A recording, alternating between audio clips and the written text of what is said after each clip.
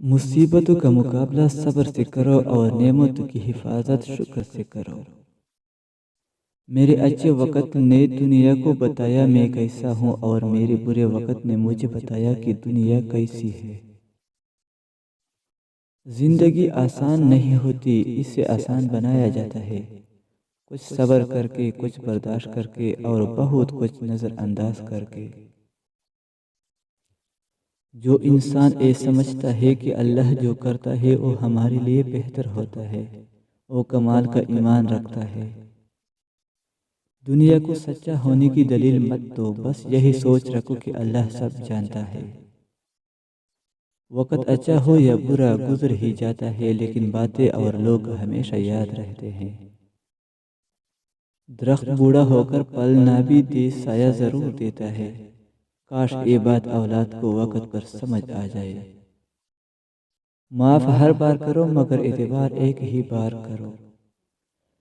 تجربہ انسان کو غلط فیصلے سے بچاتا ہے، مگر تجربہ غلط فیصلے سے ہی حاصل ہوتا ہے۔ کم کھانا صحت ہے، کم بولنے میں سمجھداری ہے، اور کم سونا عبادت ہے۔ کبھی کبھی ہم تک جاتے ہیں یہ ثابت کرتے کرتے کہ بے شک ہمارا طریقہ غلط تھا، پر ارادہ نہیں۔ تکلیف انسان نہیں دیتا، اس کے الفاظ اور لہجے دیتے ہیں۔ مسکرانا سیکھنا پڑتا ہے، رونا تو لوگ سکھا دیتے ہیں۔ کائنات میں کوئی اتنی شدت سے کسی کا انتظار نہیں کرتا جتنا اللہ اپنے بندے کی توبہ کا کرتا ہے۔ تم خود کو تنہا محسوس نہ کرو، تمہارا اللہ 70 ماؤں سے زیادہ پیار کرنے والا ہے۔ اگر قسمت کا لکھا ہے سب کچھ ہوتا تو اللہ کبھی ہمیں دعا کا حق نہ دیتا۔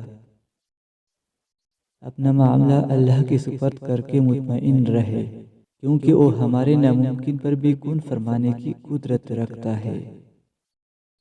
حضور صلی اللہ علیہ وآلہ وسلم نے فرمایا، سلام میں پہل کرنے والا شخص اللہ کا سب سے زیادہ قریبی ہے۔ غصہ وہ سزا ہے جو ہم کسی اور کی غلطی پر خود کو دیتے ہیں۔ سب سے خوبصورت احساس تو یہ ہے کہ وہ دعا حقیقت بن جائے جو اللہ اور آپ کے درمیان تھی۔ ان لوگوں سے دور رہو جو باتوں میں مٹاس اور دل میں زہر رکھتے ہیں۔